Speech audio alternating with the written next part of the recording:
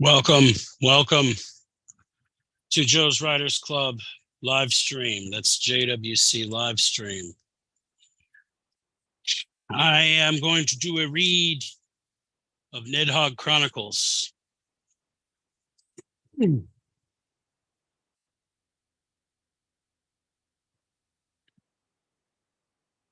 This is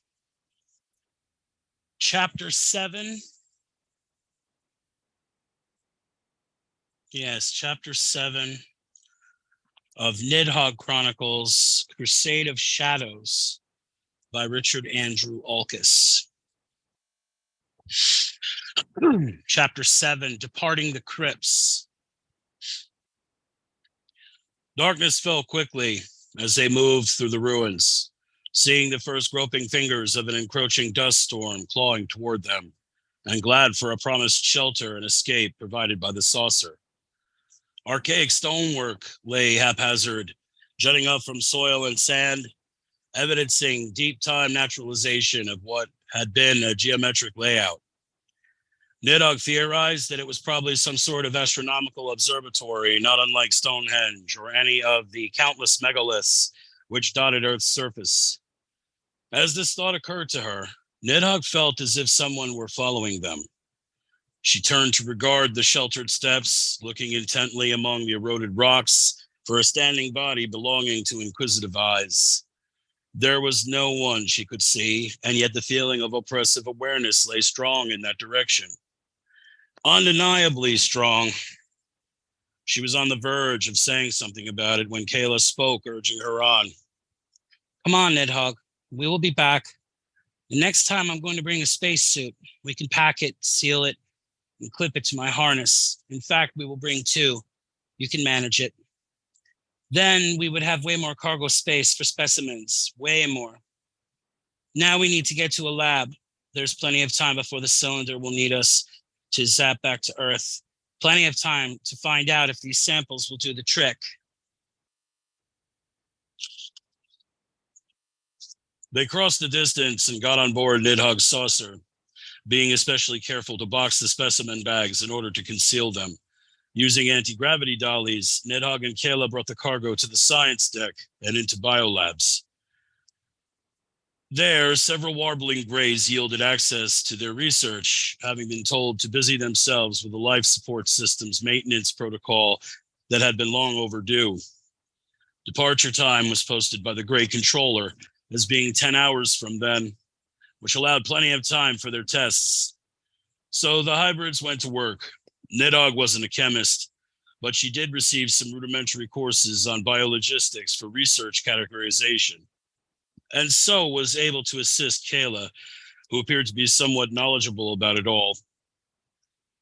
If I had to take various courses when they recruited me for off-world work, this was one of them, being able to help process chemical analysis and record accurate data for scientific study.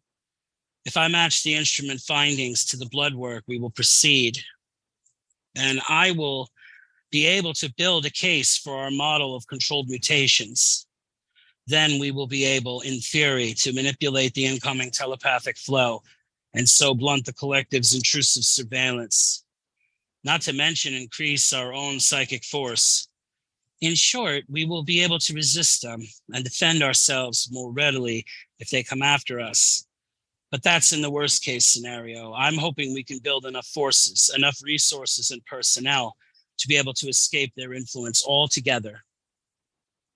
As Kayla spoke, Nidhogg busied herself going over the data on a holographic monitor, examining readings which she could only just comprehend. While waiting for another test result, Kayla walked over and helped to translate the numbers. Okay, so this column represents our normal PKF, or psychokinetic force. The column to the left of it is a human PKF, whereas the columns to the right measure the PKFs of various species belonging to the collective, including the range of hybrids to which we belong. Now, you can easily see how much my own PKF ranges have grown. My levels match that of a purple core dweller, whereas before I was not much more powerful than you, Nidhogg. I have been marking the progress since my first exposure to the Martian fungus. That's how I got the idea to smoke it. From the ruby slab and from my own accidental exposure to it by careless decontamination on my part. I did not properly irradiate the samples from my first trip to the necropolis, yet I somehow doubt that would have mattered anyway. The fungus is unimaginably resilient to stellar radiation, which would account for its unnatural preservation and potency. Then the talking stopped, and for the next several hours, the hybrids worked together in order to produce samples for them to ingest as well as inhale. Nidhogg watched Kayla as Kayla went over each step of the preparation, showing her how it was done, why it was done, and ultimately the desired results. Using hypernutritious fluids,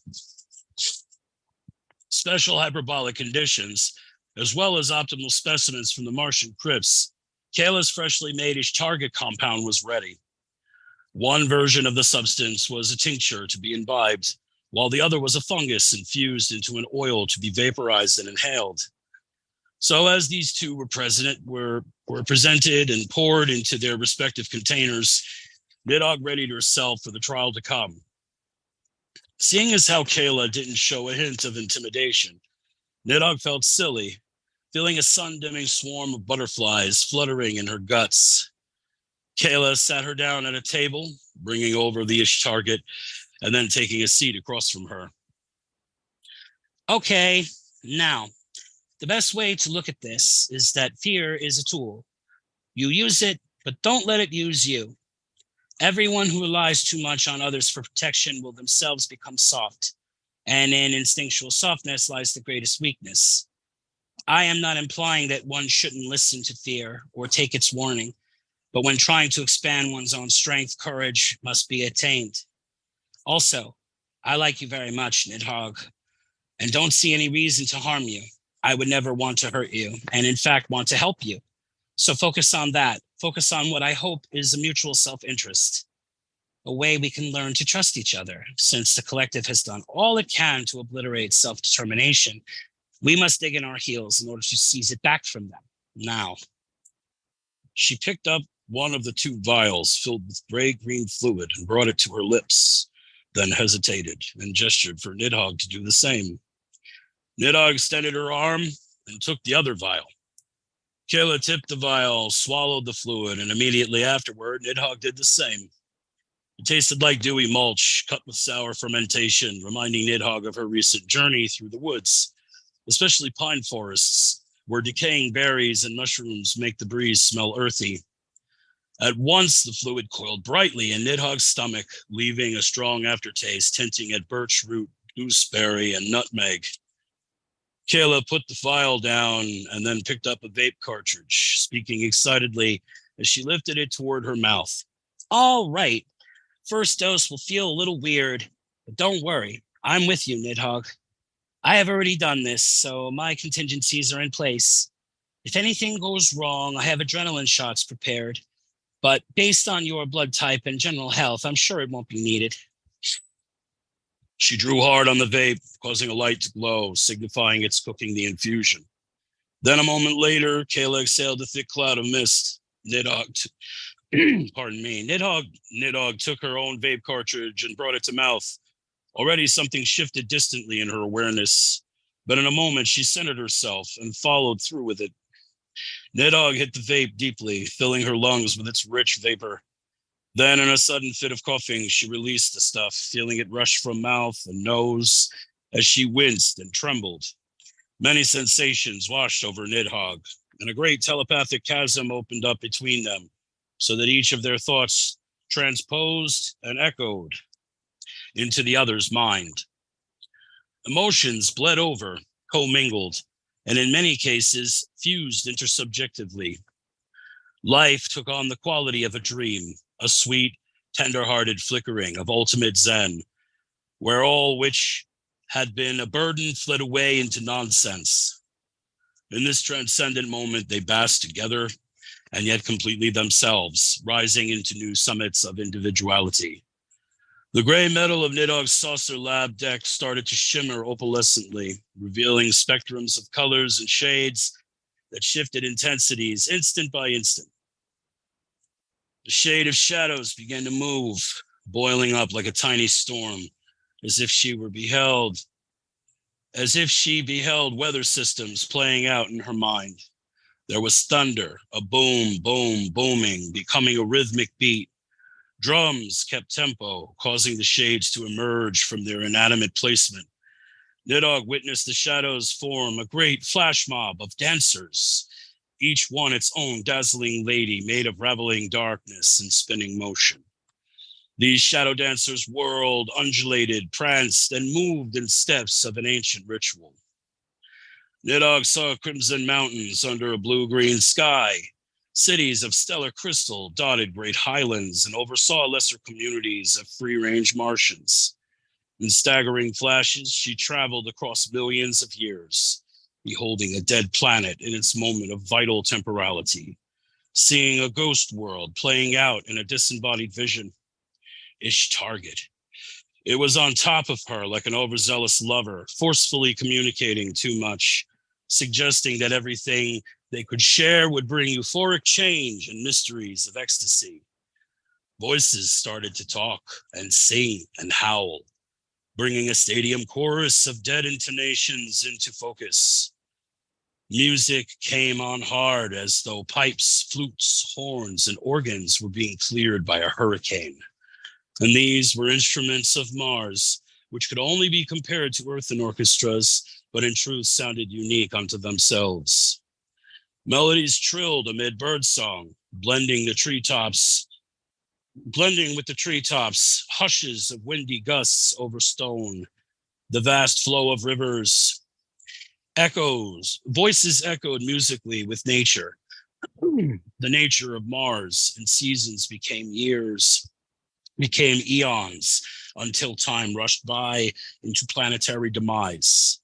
In the midst of this eldritch montage, a pair of bright red glowing eyes opened, gazing down upon Nidhogg, who could only blink and feel oppressed by their heavy stare. A crowd of shadows danced as if gravity had no dice in the game, turning around the dark red eyes like some vast asteroid field coiling about a binary star system. The eyes did not blink, peering deeply into Nidhogg's soul, the way a scientist looks through instruments into a micronized world. Music, voices, weather, exploding blissfulness unfolding. A single voice cut across multitudes, as though amplified by concert amps, shaking Nidhogg into a traumatized readiness. Nidhogg, my beloved, we are free together, you and I.